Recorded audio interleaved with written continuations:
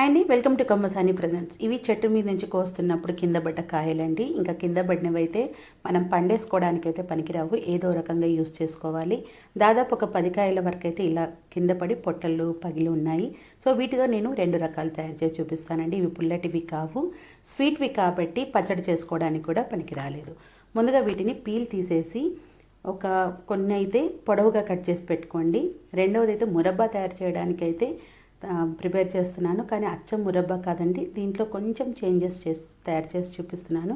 హెల్త్కి కూడా చాలా మంచిది, టేస్ట్ కూడా చాలా బాగుంటుంది.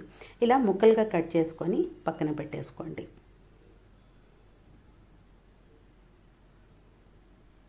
మీకు ఎన్ని వీలుంటే అన్నీ అలా కట్ చేసుకొని పక్కన పెట్టేసుకోండి. కొన్ని అయితే పొడవుగా కట్ చేసుకున్నాను.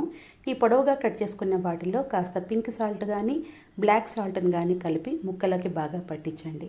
ముక్కలకి బాగా పట్టిస్తున్నప్పుడే కాస్త వాటర్ రిలీజ్ అవుతుంది. ఒక 4-5 రోజులు ఎండలో బాగా ఎండనివ్వండి. అసలు పిల్లలు ఒక్కసారి టేస్ట్ చూశారు అని అంటే పూర్తిగా ఎండను కూడా ఎండనివ్వరు, అయిపోతాయి. కానీ టేస్ట్ చాలా బాగుంటుంది.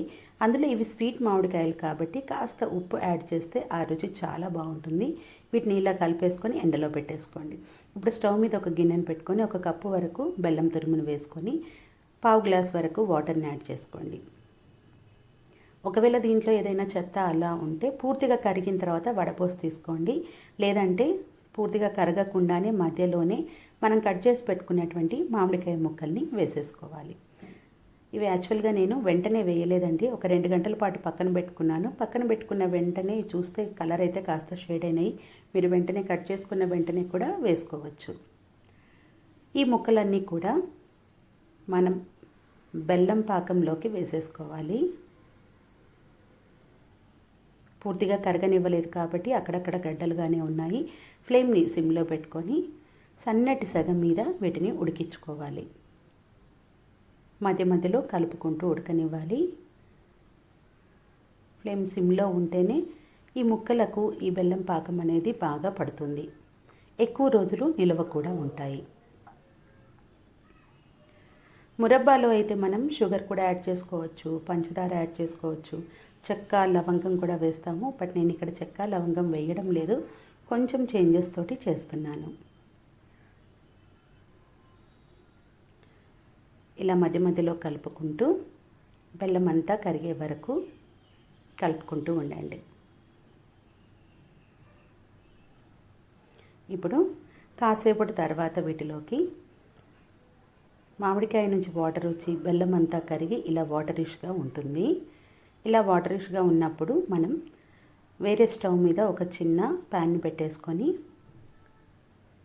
కొన్ని నువ్వుల్ని అలాగే అవిసె గింజల్ని వేయించుకోవాలి, రోస్ట్ చేసుకోవాలి.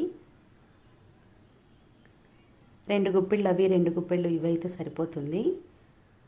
దీనివల్ల హెల్త్కి కూడా చాలా మంచిది. అవిసె గింజలు ఏ రూపంలో తీసుకున్నా మంచిదే. లడ్డు తయారు చేసుకోవచ్చు, పౌడర్గా చేసుకొని కర్రీస్లో వేసుకోవచ్చు. ఇంకా వేరే విధంగా ఎలా అయినా ఉట్టివే రోస్ట్ చేసుకొని కూడా నెయ్యిలో వేయించుకొని తినచ్చు, ఉప్పు వేసుకొని చల్లుకొని తినచ్చు. ఏ రూపంలో తీసుకున్నా అవిసె గింజలు తీసుకోవడం అనేది ఆరోగ్యానికి చాలా మంచిది. వీటిని సన్నటి సెగ మీద రోస్ట్ చేసుకున్న తర్వాత ఇప్పుడు మామిడి ముక్కలు ఉడుకుతున్నటువంటి గిన్నెలోనే వేసేసుకొని వీటిని బాగా కలిపేసుకోవాలి. ఇవి కూడా బెల్లం పాకంలో బాగా ఉడికిపోయి టేస్ట్ చాలా బాగుంటుంది తినేటప్పుడు. వీటిని ఎంతవరకు ఉడికించాలి అని అంటే మనం ఇందాక వాటర్ లాగా చూసాం కదా, అదంతా ఇంకిపోయి అప్పుడే గిన్నెకి అడుగంటుతుంది అనుకునేంత వరకు ఉడికించాలి. అంతవరకు ఉడికించడం వల్ల మనకు ఎక్కువ రోజులు నిల్వ ఉంటుంది, తొందరగా పాడైపోకుండా ఉంటుంది, రుచి కూడా చాలా బాగుంటుంది. చాలా సింపుల్గా చాలా హెల్తీగా మనం ఈ రెసిపీని అయితే తయారు చేసేసుకోవచ్చండి.